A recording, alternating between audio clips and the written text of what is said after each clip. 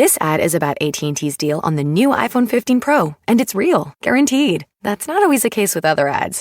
The view of a lifetime. Only with a pricey upgrade. Breathe in to find inner peace. Then pay extra to remove the ads. At AT&T, we mean what we say. Learn how to get iPhone 15 Pro with titanium on us with eligible trade-in. Guaranteed. Connecting changes everything. AT&T.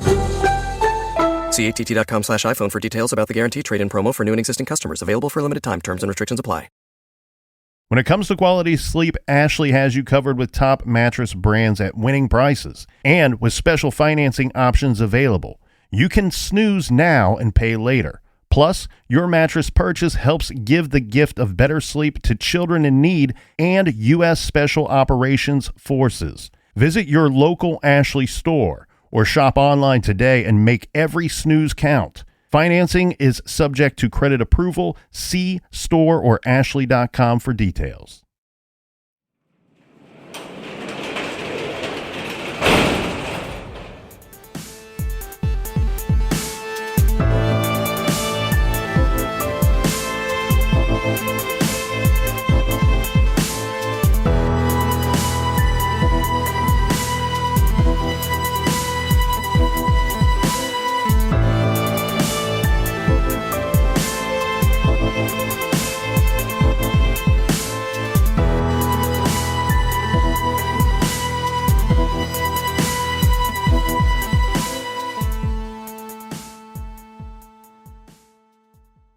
Welcome to True Crime Garage. Wherever you are, whatever you are doing, thanks for listening. I'm your host, Nick, and with me, as always, is a man who once made Kevin Nealon cry. He is the captain. Did you know that Kevin Nealon played college football? He was a quarterback. One of the greatest college football quarterbacks of all time. Yeah, he could throw the ball about 75 yards or so. It's good to be seen, and it's good to see you. Thanks for listening. Thanks for telling a friend.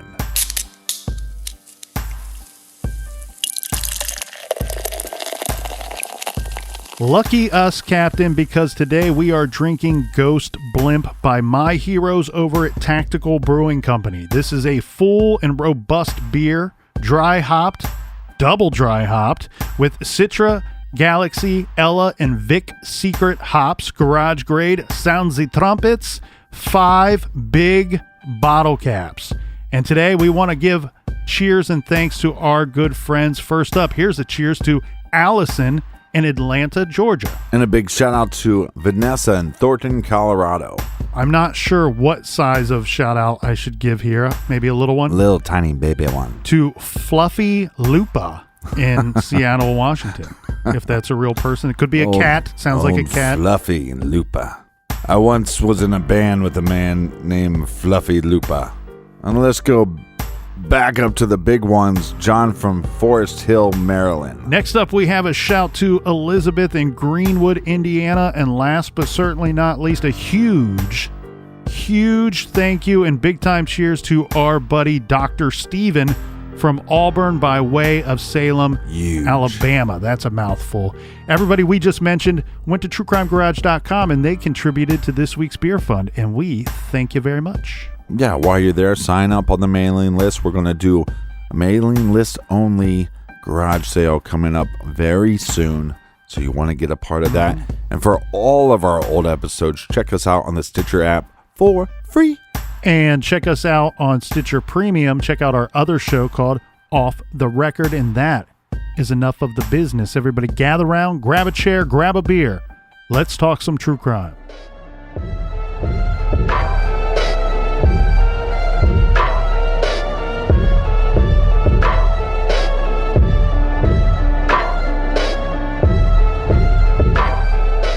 All right, welcome back. Thanks for joining us.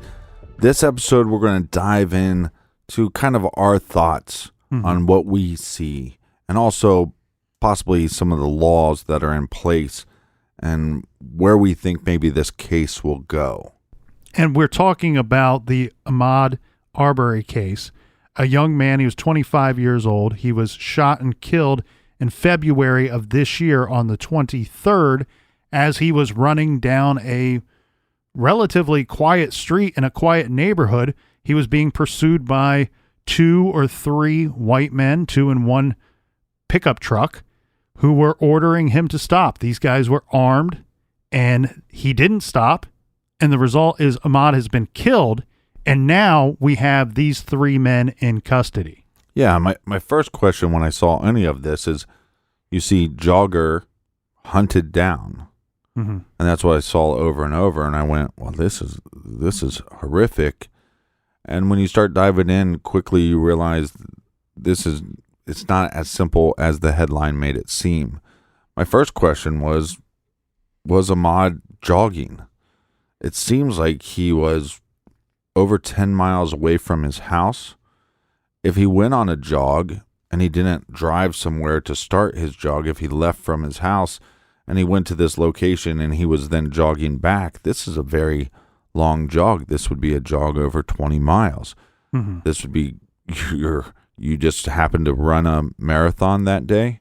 So it's not that simple. And then you see people like LeBron James or Oprah Winfrey stating, that Ahmaud was jogging. Now, I know Ahmaud's mother claims, look, he did jog. This was something he did do. He was adamant about his fitness. Mm-hmm. Is it possible that he was jogging? Yes, but what we see on camera, on film, what we can see is that he is walking up to a building, to a house that is not occupied, mm-hmm. and it's not fully constructed. So if we go by Georgia's laws there, he's actually not trespassing. Now, a lot of people say, well, he was trespassing in the house, and then he was possibly stealing stuff from the house. Now, we don't know that. What we do know from the homeowner is, and from Ahmaud's own mother and family, we have video footage that came out that shows Ahmaud in the house looking around. Mm-hmm. Now, it's a 3-minute video. They only released about 3 seconds of it. I don't care either way. We have plenty of people do this. And if you think they don't, start asking your friends. Everybody that I've talked to about this case says, oh, I've gone into houses that are under construction just to see the layout or just to kind of see what was going on. We have no garage door. I don't think we have any doors on the property. And if there were doors on the property, they were open. Mm-hmm. So by Georgia's law, you could actually go onto the property, let's say a front yard. If I go on your front yard, I'm not trespassing until you tell me I am. Correct. Until you tell me to get off your lawn. Now, it becomes a thing of if you have barriers. Now you have let's take the same scenario. You have a fence in your front yard. And now I go inside your fence. I'm immediately trespassing because there's a barrier. There was no barrier. This kid is 25 years old. He goes into this property. He's looking around. So my first issue is you're claiming he's jogging. I don't know if that's what he was doing there. Maybe he was there to steal something. I can't know his intent. Right. So I can't, as an intelligent person, I can't just go, well, I think he was there to steal stuff. I've been in plenty of houses under construction. I wasn't going to steal anything. So why would I assume that he would? So I'm not going to assume that. But then I've also seen, this is how ridiculous this case is. I actually saw a statement from not one person, but multiple people that said that Ahmaud was interested in architecture. And that's why he was looking around. Give me a break. This is what I hate most about what's happening in our society is people with agendas. I want to know the truth. I want to know what makes the most sense, not this wild speculation. Then we get into this whole avenue of we have a young man dead by the hands of 2 others. 3 arrests are made, but at least by the hands of 2 others. Mm-hmm. And now we have to start talking about their background. Oh, well, this one guy, well, he was law enforcement. Mm-hmm. that to me doesn't have much bearing on what happened in that moment. And he's not law enforcement that currently day. Yes, he's retired. He's just a citizen who happens to at one time have been in law enforcement. Yeah, so what I see is a kid that goes into a building, a house. He's looking around. He doesn't take anything. He comes out of the house. It's not like he has a big screen TV under his arm. Let's say he does. Don't care. Stealing a big TV does not equal death in my book. But let's just go with what really happened. So at some point, I think Ahmaud is spotted. He has some criminal background. He's currently on probation. He then takes off. Now, in Georgia, you have the right to a citizen's arrest, and you're allowed to carry a weapon. And I think this is the worst part of the whole situation. Look, it's not for me to decide whether people should be allowed to carry firearms, but I've talked to plenty law officers that say, look, bringing your weapon out escalates the situation immensely. And that weapon then is not just your weapon. It could become anybody's weapon. So what I see on film and what we hear from the 911 call is he breaking any laws? No. Is he trespassing? I guess. He's not.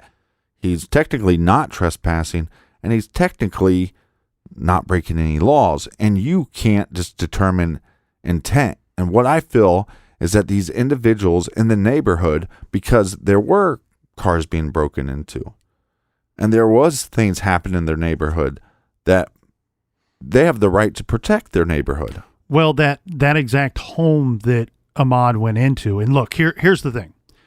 Because what happens here when we do these shows, Captain, is people don't stay fluid. They get too much in the moment, right? So there might be somebody hearing what you're saying now and they're reacting and they've sent off an email or posted something on our blog. Please stick around to the end of the show, because you'll see that if you're a new time listener, we often work through these things via conversation and work through them over the course of an episode. So what you think you may be hearing now is not necessarily what we're saying. We're diving into the different speculation that's come out from all different angles and looking at things. The home that Ahmaud was in, and there's no question about that. We even have his family saying, yes, that was him that was seen on video inside this premises. So nobody's denying that. What I was clear to point out in the first episode was there were break-ins in the neighborhood prior, and we have the McMichaels on the phone stating that it's the same guy. We don't know that Ahmaud was involved in anything other than going into that house on the 23rd of February. Correct. And it would be dumb to say that he was. So the thing that's going on here, not their though, job to decide. Right. The thing here that's difficult is that home that he was in that day on the 23rd had been burglarized in the past. Mm-hmm. There was missing property from that premises earlier. And so the house was being watched in a way. It was under surveillance by the owner, who had, a system like much of us do at our own homes. You've heard us advertise for Simply Safe and ADT before. These companies are great. They make great products that you can monitor your home or your property and not have to be there. This man who owns the property actually has another property and lives very far away. And somebody, we don't know who, had gone into that home and stolen thousands of dollars worth of fishing equipment. Mm-hmm. So he has a system set up so that he has motion detectors, and when motion is detected, then it videotapes, it captures the person on video footage. Yeah, and sometimes what happens with these houses under construction is they don't set up barriers. They don't set up a a door with a bolted lock and a garage door and things of this nature, like you think they would or should, because those items then become broken. So on top of whatever was stolen at the site, they now have to replace this other item. So you see this a lot with construction. I'm not in the business of telling people what they're supposed to do. What we do know is this kid goes into this house, looks around. The homeowner says, look, didn't steal anything. First 911 call. The 911 operator said, okay, but what is he doing wrong? Right. But I don't know. Oh, black kid running. That's not something wrong. Now, on the other side of things, though, stop saying he's a jogger. He is running away from a house that, again, is he trespassing? Yes, no, depending on how you interpretate the law. But to me, yeah, you're trespassing. That's not your house. You're not supposed to be in there. You didn't take anything. No harm, no foul. But when you leave, don't run away from it. Don't go sprinting. If you believe that you did nothing wrong, if you didn't steal anything, why are you running away? Why are you sprinting away? Because that's what's happening. It wasn't just, oh, well, now back to my jog. But I also can't tell from the video footage if he's being pursued at that point.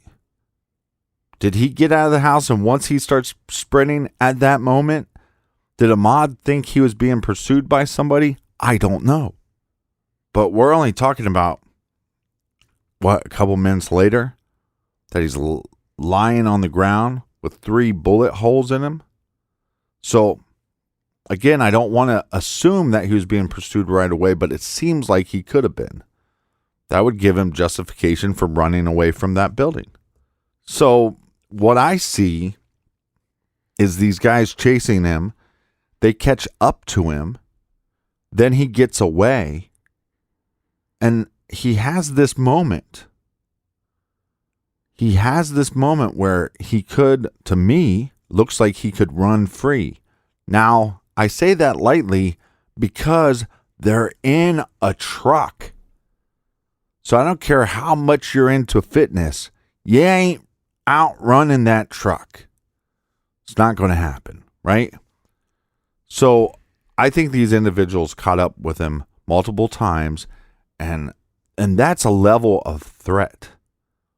Whether they have no clue what your intent was, they have no clue what you did or did not do, and they're chasing this individual as if he's guilty until proven innocent. That is not their job. That is not what society appointed upon them. Maybe they did at one time, but not this day. That's what I see. I also see 2 individuals that, yes, we don't know if this kid has a weapon or not. But for you to grab your shotgun and to grab a, 357? Mm-hmm. And for it to be, you're just carrying them. Okay, let's go through a hypothetical real quick. If this was a police officer responding to the 911 call, right? Mm-hmm. This kid is in this property he's not supposed to be in. What is he doing wrong? I don't know, but now he's running. Okay, cop shows up, chases Ahmaud down and says, hey, stop, I want to talk to you. And he keeps running. Now, at some point, you're resisting, right? At some point, you're hindering the law. The officer has asked you to stop. Felony fleeing, yeah. And you are not stopping. He doesn't know what you did or didn't do, but he wants some questions answered. And if that cop then drove up, got out of his cruiser, again, I don't know if every law enforcement officer that I talked to about this case said, you wouldn't get out of the car and draw your weapon. That's not what would happen. You get out of the car, hey, Ahmaud, I want to talk to you. Obviously, you don't know his name, but hey, I want to talk to you. if that individual charges you and starts fighting you, and you can't defend yourself off in a game of fisticuffs, and that police officer draws his weapon and shoots Ahmaud, he's justified in my eyes, because that is what society and that is what his county and his state has hired him to do. Protect and serve the community, and you would be doing that. And once that individual attacked you, by any means necessary, you need to defend yourself. That's how I see it. Any charges to that officer? No. But that's not what happened that day. The cops were called, and these citizens that have no authority other than the right to a citizen's arrest took the law into their own hands. Are they justified because of the law? I don't think so. I think they'll be charged with something. But You mean convicted? They have been charged. Yeah, I think they'll be convicted of something. But it's a tricky situation. I don't know. It's just it's frustrating because I see Ahmaud do things that I wouldn't do. And then I see the McMichaels do things that I definitely wouldn't do. You know? Mm-hmm. And then but nobody should lose their life over this. This just seems absolutely ridiculous. Well, therein lies the sad, and I mean, I don't just say those words, I mean truly sad part of this whole case is that, you know, I actually look at this thing and it reminds me a lot of a case that we covered not too long ago, the Lico Kenny case, where we kept talking about a perfect storm. And yeah, I hate to use that term because if it were actually perfect, if we lived in a perfect world, Ahmaud would still be with us today. But what I saw in the Lico Kenny case was a perfect storm of things. Two guys that were they were both on edge. Both were close to going over the edge, and they crossed paths that day. And the result was 2 dead men at the end of the day. The result here is we lost Ahmaud, 25 years old, his whole life ahead of him. Look, what we got going on here is it's incredibly difficult. We have a property that we know has been burglarized in the past. We have an uptick in crime in the neighborhood at the same time. We have video footage of Ahmaud going into the home. Now, here's where I think that things get really gray and sketchy very quickly. Mm-hmm. What we have, too, is we have Gregory McMichael, who is almost on speed dial to be policing this neighborhood. Okay? We've had guns. This is another issue that's kind of hidden inside the story. There was a gun that was stolen from somebody's vehicle, from someone's unlocked vehicle. First of all, nobody should be burglarized. Nobody should have their property stolen from them. However, it's lock your door just in case, especially if you got a firearm in there. Now, I don't have any reason to believe that it would be loaded, but we're living in a neighborhood with children. It's very irresponsible of any gun owner to leave a gun where just anybody can grab it. Mm-hmm. So for starters, don't do that. Now, I understand that there's an uptick in this crime in this area as well.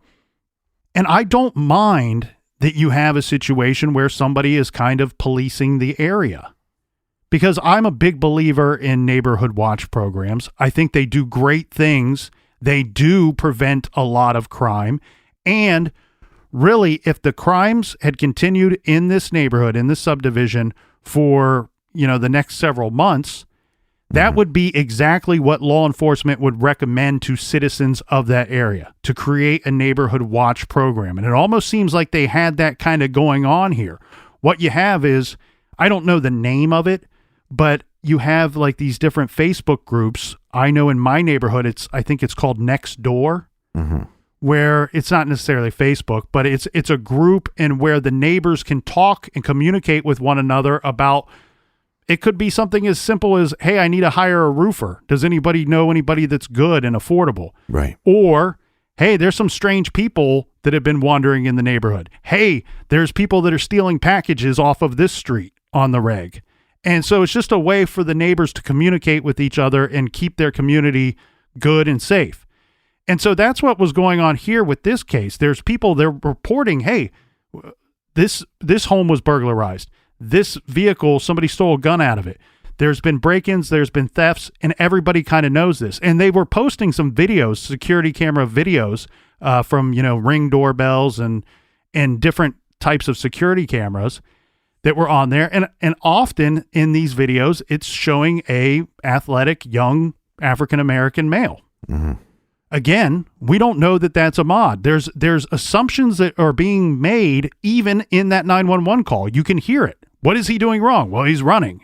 Well, hold on a second. And I will say this, though. If somebody does go into a property that has been burglarized in the past and then they are seeing running from the scene, I can't fault the callers 100% because that does seem a little suspicious. Right. It's a little fishy. Yeah.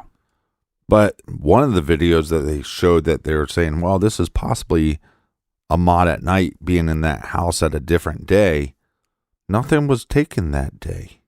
So we have a footage of kids that were in that house, little kids. We have, I believe, a couple times where there was couples that went in the house just to look around.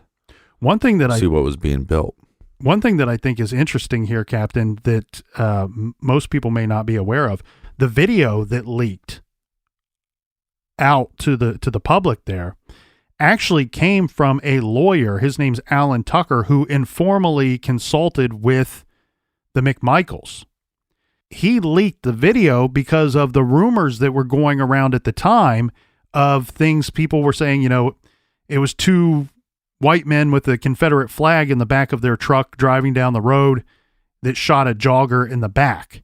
And so really what ends up, we say, hey, it was the video that really pushed the news along and then probably prompted the arrest.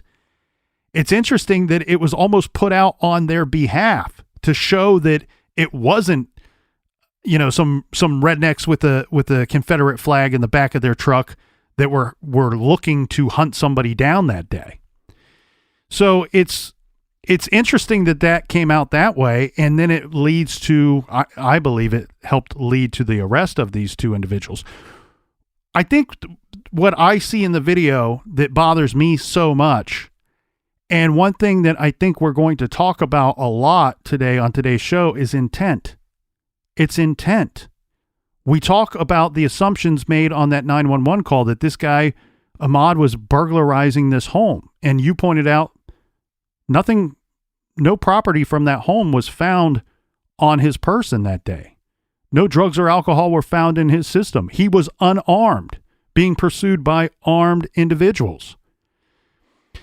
It gets difficult because you have to understand the intent. I don't care. It doesn't bother me so much to call him a jogger because I'm really focusing on intent. If he told his mother that day, I'm going out for a jog, I believe her. I don't have any reason to not believe her. Say, hey, he just went out for a jog. Now, do we tell our moms and dads everything that we do? No. Could he have been there casing the joint?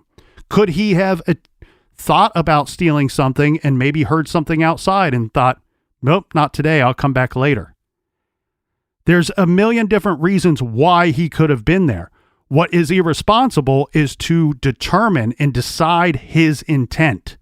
We unfortunately do not know what his intent was that day or reason for being on that property because Travis McMichael shot this young man to death. He's not here to tell us why he went into that building. And that's what is supposed to happen in this world, in our society. That stuff is supposed to be hashed out in the court of law, and it didn't happen.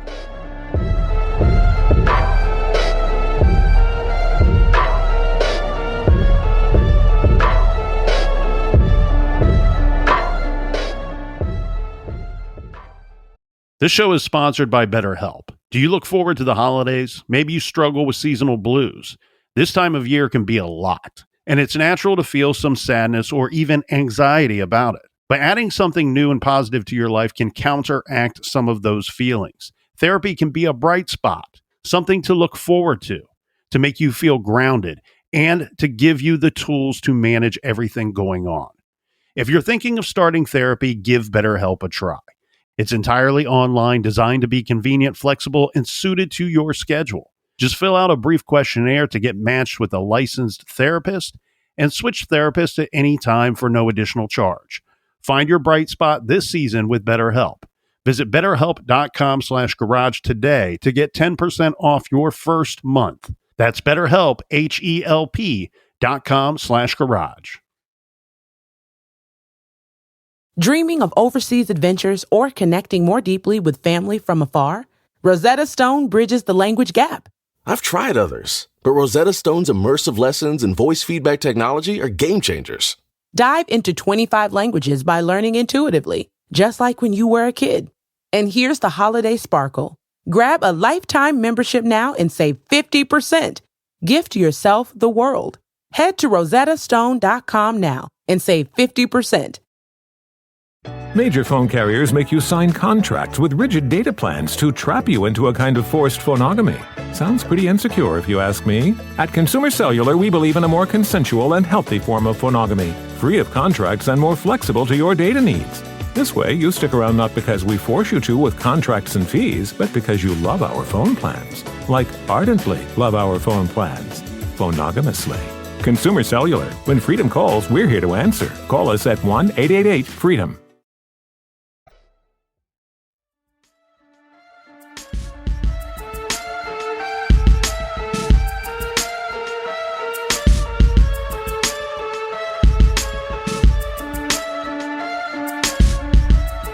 All right. Cheers, mates. Cheers. The soothing sounds of the garage. Well, it's funny because I think sometimes when people tune into the show, they go, "Man, you guys seem real heated." But I was yelling into my microphone for the beer break. Okay. One, we're passionate about this stuff. Well, one, we That's don't fine. want anybody to die. No. Right. But that's what our show covers every week, you know? But it's the time that you spend on this. And one of the things I try to do is to dive in and try to see all sides and try to get opinions from all sides and reach out to people that are smarter than me, that have more experience than me, like law officers. Also, when somebody go, well, why are you reaching out to a law officer? Well, they've been in these situations. And every single law officer that I talked to, I was shocked. What is your thought process? And it simply just went back to, yes, do these individuals have a right to make a citizen's arrest? Yes, but within reason. And these guys brought guns to a fist fight and brought the fight to that individual. And again, like I said, all of them said the same thing. Once that weapon is drawn, that's escalating the situation, and it's also putting everybody at jeopardy because that gun can become anybody's gun. But what I find sad about this case, on top of the fact that this young individual lost his life, and that this happens too often, especially in the young black community, I don't have the fear. If I go out jogging in my neighborhood or riding my bike, I do not have some fear that somebody's going to mistake me for somebody and I'm possibly going to lose my life.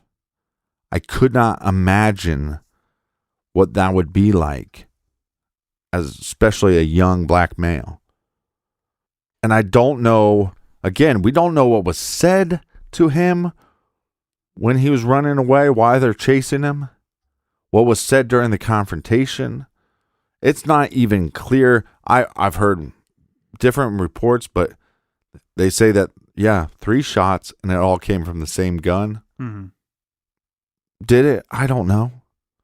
I'm a little confused by why this individual that was following them, that filmed it, why he was arrested, but I believe that there had to be then some connection between. Well, the purpose of that is that there is proof that he tried to stop Ahmaud as well at one time. He tried to use his vehicle to cut Ahmaud off to apprehend him. So here's where you have the issue, right?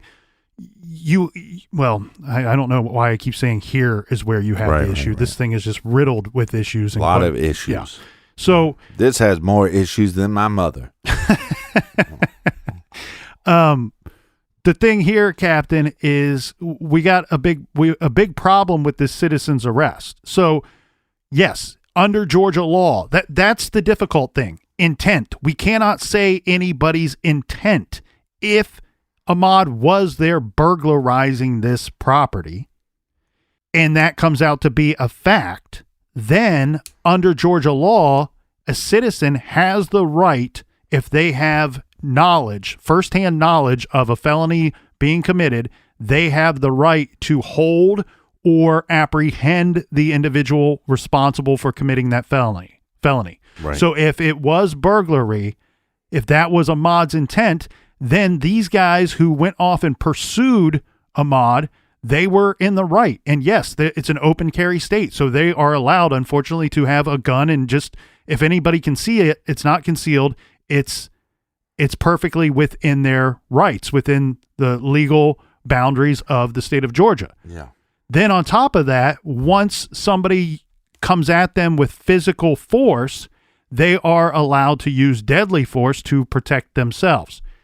But that in there lies a big part of the problem, right? So if you can't just go plucking people off the streets and apprehend them. Right. Because when the cops show up and they go, well, why did you pull a gun and detain this individual, this other citizen? Why did you detain them?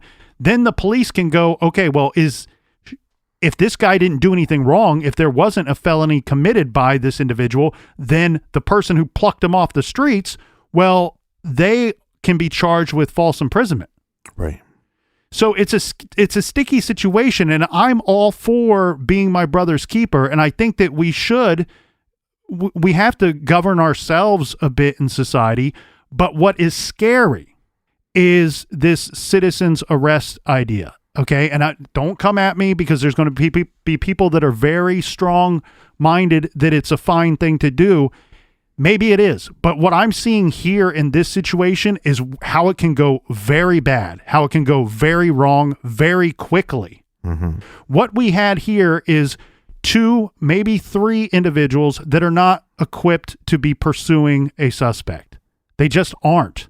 And you can see the flaws in what they were doing, and this led to the death of Ahmaud.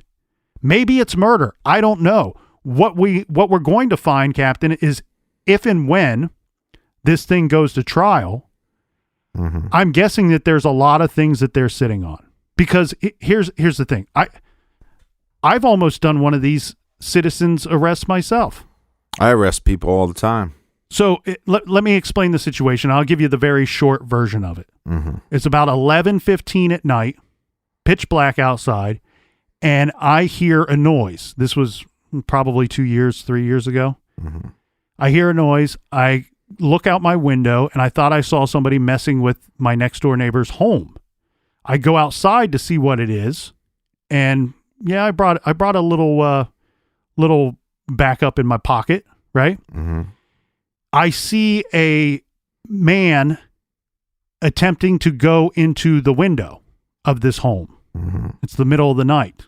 Creeping. So I pull out my backup from my pocket. Now here's the other thing too. You'll see officers often no finger on the trigger, even when they pull out the gun, because you want some time to make that decision. Is it the right thing to do? No finger on the trigger. Do I have to do this? Mm-hmm. The other thing that I did was I did not aim. I did not point this thing anywhere at him. I just pointed it toward the ground. So he knew that I had a firearm. And I said, "What are you doing?" Are you breaking into that home? And he and I had a long discussion, and eventually, I have the police on my cell phone who are en route. But complete honesty, dude, if that guy would have taken off running, I wasn't running after him. And you're not shooting him. I'm not shooting him either, but it ended up being a complete misunderstanding. My neighbor came home during my conversation with this man and explained to me it was a friend of his who he had instructed to go in through the window because the house was locked up. The window was unlocked. Yeah, but here's how it went down. The guy's like, I know the owner. He told me to go through the window. And you're like, at 11:30 at night, my ass. He didn't tell you that. You're lying to me. But what I'm getting at here is I don't know why. But also you're at a distance. Yes, you never, like you pointed out, as soon as you have a firearm, that gun can become anybody's gun. Yeah. And what you see is another flaw in them pursuing this young man. They got up close to him. Most officers know, especially with a shotgun, you don't get close to the suspect if you don't have to, because it then almost always becomes a fight for the gun. I also want to point out some other thing that I hear a lot of people saying. Okay, there's a lot of people out there that are saying, well, why didn't Ahmaud just stop? If he would have stopped, none of this would have happened. Okay, let me point something out very clearly. If I am jogging, running, whatever I'm doing in somebody's neighborhood, and two men in a pickup truck flashing guns at me, tell me to stop, I'm thinking that there's a really good chance that I'm probably not stopping. Yeah, well, yeah, but okay. I don't know who these guys are. He doesn't know who those guys are. Yeah, but let's play some devil's advocate. Okay, here's this young man, and he's on probation, right? And he's a lawbreaker. This is what he is, and he goes into this house, right? And he's breaking the law. And when he gets out of the house, he realizes he's caught, so he starts running because he's on probation, right? Mm-hmm. Okay. He wasn't breaking the law. He probably wouldn't get charged with anything if the cop said, hey, just stay away from the house, right? Probably wouldn't even, they might look up his record and say, hey, this is a violation of your probation. You got to be careful. You don't want to do these things, right? Right. But if it was a police officer, and we'll never know, but if it was a police officer, maybe he stops. Maybe he doesn't.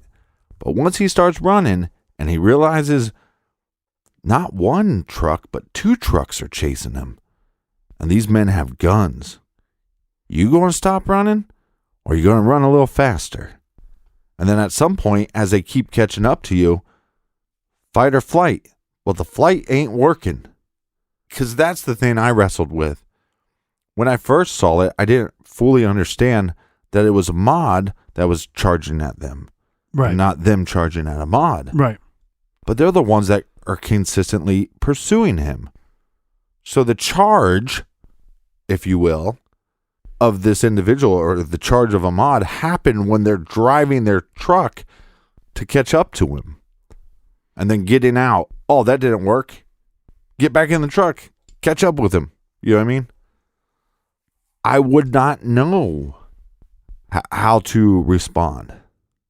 Again, now I don't think I would have charged the guy with a shotgun, but I don't know. And also, you're talking about an individual that has to understand that guys like him have been shot in the back for running away. And the people that shot him got away with it. That's a part of his makeup. Which, look, I'm not going to lie, that's not a part of my makeup. I wouldn't even think that way. But I also wouldn't have run from the house. I didn't do anything wrong. But if you're out jogging, you may jog from the house. I could jog from the house. If you're out for a run, you may run from the house just because that's what you were doing. That was your intent that day, just simply to go for a run. And you stopped off along the way. Right, but what we do have, to me, I see a sprint from the house. Okay, but again, I'm going to go back to my other point is that with the footage that we have, it's not clear why is he running from the house. It could be as simple as, oh shit, there's some people chasing me already, or there's people in pursuit of me. And what did he see? Because look, if I saw two individuals pull up in a truck and I saw that they had guns, I might start running. But again, I think it's like back to their laws, as far as Georgia's laws. Here's what I think will happen. I think they'll make a deal, and people will be pissed off. But one of the things that pisses me off is people use things as an agenda. This is a horrible situation. If these guys were just trying to protect their neighborhood, they made mistakes. A lot. They made a lot of mistakes. But I don't know these two individuals. We can't say if they're racist or not. And I think that that's a big problem, too, with this, is that, it goes back to intent. If they were these hateful, racist individuals, then maybe their intent was to go out and carry out their own kind of punishment. What I don't understand here is why you wouldn't have just continued to follow the individual even if he's running from you. You know, you have the police who are trained and equipped to deal with situations. Right. They are going to take a look at it and try to determine what happened. Instead, you got these two guys who made all these determinations themselves that day in the middle of the street. Why wouldn't you just continue to follow the individual, and then when the police catch up to you, you can just go, it was that guy. Well, right, we saw him in the property. That's my problem with some of this stuff, though, is like to go, well, these white men killed this black boy, therefore it's racist. And that's not factually true. We don't know. And like I said, these guys made mistakes. That doesn't mean that these guys are going to be on trial for something. Whether it's murder in the first degree, second degree, possibly manslaughter. That's what I think they'll be charged with, or what they'll be convicted with, or maybe even plea to. But again, it's not like we have no evidence that after it happened that they started cheering, and then they went to the Klan meeting and said, well, we did our job. Now, but then the problem too is it's people have agendas to push. And when a bunch of people go on, look, you can watch the video and be frustrated, but I think it's irresponsible when you're seeing posts of man jogging in neighborhood is hunted down. Black man jogging in neighborhood is hunted down by white men. That's creating some agenda. And that it's just not factually accurate. You know what I mean? Mm-hmm. And then on the other side, people going, well, these guys had the right to arrest him, and he was just a thug. And he was on probation. Well, yeah, you're on probation, but these individuals did not give him a chance to live up to his full potential. And that's what I have a hard time with, is just like, you know, this, I don't know, people pushing agendas, it just really bothers me. Well, if anything can come out of this that might be somewhat good, I think we need to revisit this citizen's arrest thing, because this is where it went bad. It went horribly, horribly wrong that day. And if we are to believe the McMichaels, which I'm not certain that I do, I don't know enough about them to have a strong opinion one way or the other. That's why I'm looking forward to the trial. I think things will be much clearer after this thing's at trial, and I hope that there's not a deal that's done. I want to see this thing play out and figure out who these people were, because again, everything goes back to intent. What was Ahmaud's intent that day? What was the McMichaels' intent that day? They made the assumption that he was burglarizing the property. They pursued him. It went bad. They wrestled with him for the gun. They ended up shooting him and killing him in the street. If he was just out for a jog, this is terrible. Again, it's the whole argument. Yes, you can say we have the DA saying they were just defending themselves. They were using deadly force to protect themselves because he was fighting with them for the gun. They're the ones that put themselves in that position. Who's to say that Ahmaud didn't feel like his life was being threatened as soon as he saw the gun? And he goes, because some people say, well, he could have ran this way, that way, or the other way, but instead he charged at them.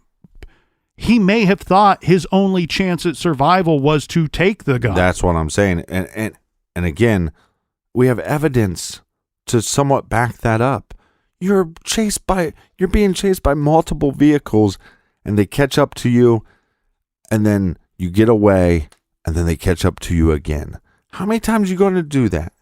With the whole time having the fear, because there's a gun, there's a shotgun, with the fear that you could be shot in the back because you went in and looked at a house. And look, even if his intent was to steal everything in the goddamn house, even if his intent was to go in there and by some hand of God miracle that he could lift the damn house up by himself one-handed and carry that house back to his mama's house and say, Mama, I got my own house.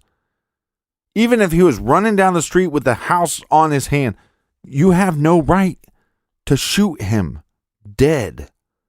It doesn't equal murder. And that's what's so frustrating here. Like, oh, well, we thought we're in the right. And, oh, yeah, somebody breaks into my car. I don't want them dead. Yeah, am I pissed off about it? Yeah. But that's why we have a police force. Right, but I don't want them dead. And that's why I think that the citizen's arrest it can be a terrible thing, because you have people that are not trained, people that are not equipped to have any idea what to do in these situations, and they're out playing deputy.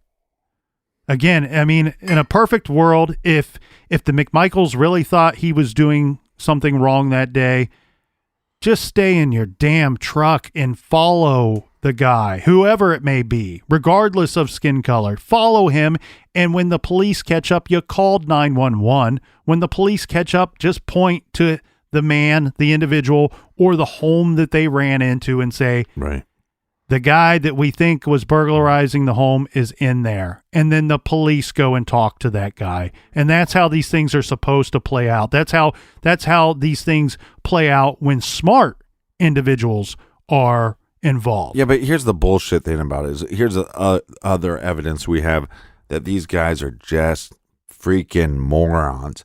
They call 911. What street are you on? Oh, we don't know. No, we don't know. I think somebody could make some real good argument that their intent was harm from the beginning, because these are simple steps that you could make. We got in our car. We know this guy is on this property. We don't know if he stole anything. We don't know if he's armed. So we take our guns with us. We don't need to take them out. We're going to keep a distance in our truck. We're going to follow this individual. We're going to call 911. We're going to say, we're on this road. We're on this road. You turned on that road, and you don't even know what road you're on. We're on this road. We're following this individual. Oh, now he's cutting through the houses. He's going on to this other road. And you can assist the cops in the arrest by using your telephone. And it's just a shame that they didn't do that. I also think that if the cops came and talked to Ahmaud, that they, like I said before, I think they would have let him go. I think they would have said, look, they've had people break into this property. They have had break-ins in this neighborhood. And this is why individuals called 911, and this is why these individuals followed you. You're under probation. You need to be careful, and you need to go back home. Yep. Regardless of what the intent was, we know the outcome, okay? We know he didn't have any property from that property on his person. We know he was unarmed. And unfortunately, the McMichaels are going to say, and they have said this, it's in the police report, they didn't know either of those things to be truthful. They didn't know that to be the case. In fact, they did cite that a firearm was stolen in the neighborhood previously, so therefore they thought he could have been armed. But you're exactly right, Captain. What the result of this whole thing should have been was the police handle the situation, that these citizens, the McMichaels, handed over to the police. They talked to the individual, and like you said, it should be a verbal warning. A verbal warning is what should have came out of this, and that's what makes you sick to your stomach when you know what actually did come out of this. It should have been a verbal warning of, look, there's been some problems in the neighborhood.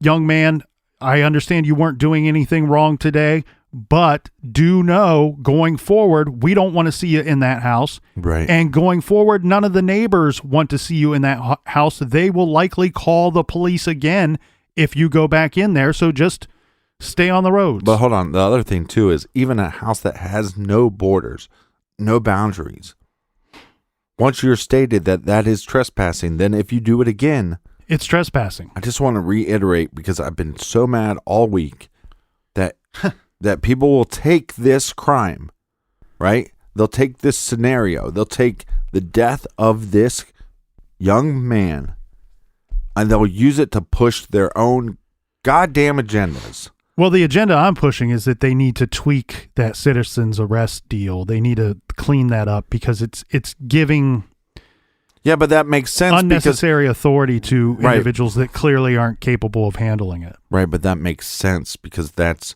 one of the reasons why all this stuff happened. That's one of the reasons why this young man died. That's the agenda you should be pushing. I actually think that the law is pretty clear. I think that it's just the way that it's set up is it leads to a misinterpretation possibly or a gray area, because what it states is that if you have firsthand knowledge that somebody's committing a felony, see, that's where this thing really needs to be analyzed from, because the McMichaels did not have firsthand knowledge that a felony was being committed. They just didn't. We are sitting here almost 80 days after he was killed, and we still don't know. We don't know that ourselves. Nobody knows that a felony was being committed or not. And that's what the law states. If you have firsthand knowledge that a felony is being committed, well, it's clear that they didn't have that. Well, and all the evidence points that it wasn't happening. Correct. Right? We have the homeowner saying nothing was stolen. Well, nothing was stolen, but again, though, it goes back to intent. If he entered the property with the intent of stealing something, then it technically is burglary. Right. But you can't know the intent of a dead guy. Correct.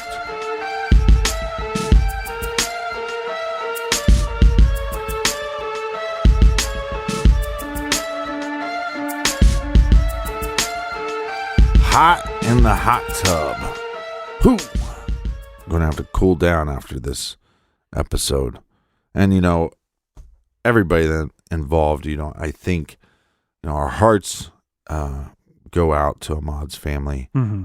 And I'm happy that it's going to trial, because I think that I have faith in the court system. I think they'll get to the bottom of this and figure out exactly what happened and handle it in a way that's proper, and that if punishment is necessary, that it's handed out and executed, we should say. Yeah, and I would like to hear from people, because we're always constantly trying to learn and better ourselves in every situation. But to hear from you on the blog, again, be adults about it, because if you're not, we delete those comments. So until next week. Well, I do have a recommended reading. Oh, well, let's get on it. And I actually think that it's pretty fitting given the case that we covered this week. So today we are recommending a book called Fakes, Forgeries, and Frauds by Nancy Moses. Look, what's real? What's fake? Why do we care? In these times of false news and fake science, these questions are even more important than ever, because they hold a mirror to the unsettling reality in which we live. Fakes, Forgeries, and Frauds goes beyond the headlines, tweets, and blogs to explore the true nature of authenticity and why it means so much today. We will have that great title amongst some other very good ones on our recommended page at truecrimegarage.com. And new songs from the show are added daily or being added daily, so you can check those out by searching for True Crime Garage on Spotify, Apple Music, Google Play, all the streaming services. Until next week, be good, be kind, and don't litter.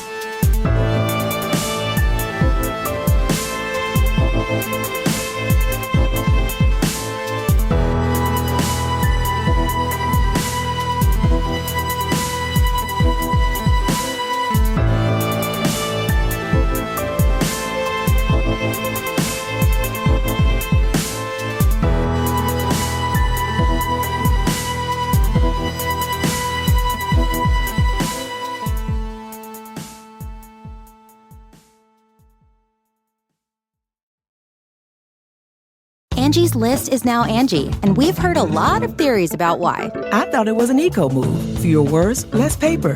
No, it was so you could say it faster. No, it's to be more iconic. Must be a tech thing. But those aren't quite right. It's because now you can compare upfront prices, book a service instantly, and even get your project handled from start to finish. Sounds easy. It is, and it makes us so much more than just a list. Get started at Angie.com. That's ANGI, or download the app today.